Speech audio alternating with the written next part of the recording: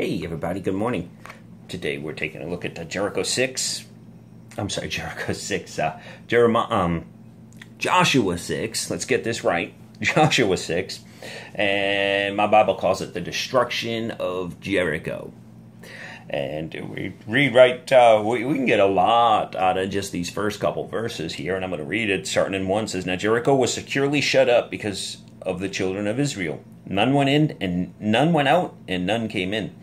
And the Lord said to Joshua, See, I have given Jericho into your hand, its king and the mighty men of valor. You shall march around the city. All you men of war, you shall go around the city once. This you shall do 6 days. See, here's God telling Joshua, he said, Look, you have won. You've already won. Go take your victory march. You know, it's like in a NASCAR race. What happens after you win the race? You go ahead, you take your victory lap.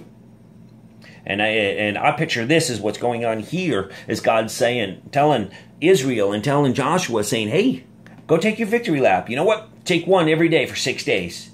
Don't say anything. Just take your lap. Let them know. This is my victory lap. I've already won. Let them know. 6 days. And I can just imagine what it's doing to the psyche of the inhabitants of Jericho, those people that are living in that city. And then in the 7th day, he says, do it 7 times. 6 times quiet, and on the 7th time, let out a shout. That's your victory right there. Let out a shout. And God sometimes actually do silly little things, and he's looking for obedience in them. And here, God's saying, hey, you haven't even lifted up a sword against them, but I'm giving them to you in victory. Go take your victory march. Sometimes we need to take a victory march around the enemy, around what he's doing against us. While we're in the middle of the fight, we need to take that victory march, because God will see us through till the end. Jesus has already won. We just need to get the fighting done. We need to push through and push through and push through, and sometimes we just need to get that victory lap done. Take that victory lap. And it might not happen after the first time. You might have to do it several times. Take that victory lap. And when you do, God says in verse 18, he says, And you, by all means, abstain from the accursed things, lest you become accursed when you take of the accursed things, and make the camp of Israel a curse and trouble it. He says, when you take that victory lap, when you are done, don't pick up anything else the enemy is trying to hand you. Leave it alone. You don't need it.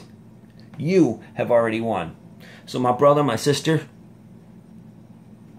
through Jesus Christ, you have already won. Take your victory lap. You might still be in the struggle, but you have already won. Take a victory lap.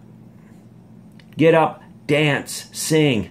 Give your praises to God. Be obedient to Him. You have already won. I've said this before, and I'll say this again. Are you living a life that is conquered, or are you conquering life? If you are conquering life, take your victory lap. Conquering life, you won't see it till you get to the end of it. Till you stand before Jesus and Jesus says, Well done, my good and faithful servant. Then you know you have conquered your life.